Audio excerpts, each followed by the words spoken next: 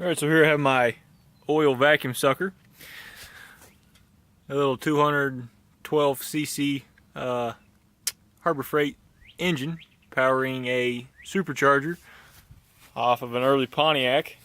Not only does it compress air, it also makes a vacuum.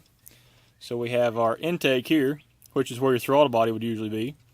And then I made a plate for the bottom, and that would be my outlet. So if I want to pressurize my tank, I would use this one. And to pull a vacuum on my tank, I would use this one. Okay, and I have it connected to a small surge tank with a 1-inch hose. Have a valve on the top here to relieve pressure or vacuum.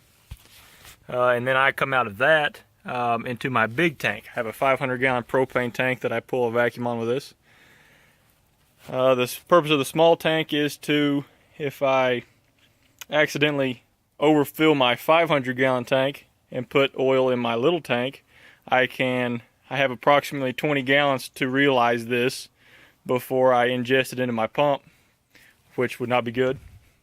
And on this I have my intake valve on the top, and this is my vacuum line in, and then my outlet on the bottom, and my makeshift vacuum gauge is laying on top there. I need to get a real one to put on it. But I can pull about 15 inches of vacuum on this tank in about a minute and a half, which is more than enough to intake fluid.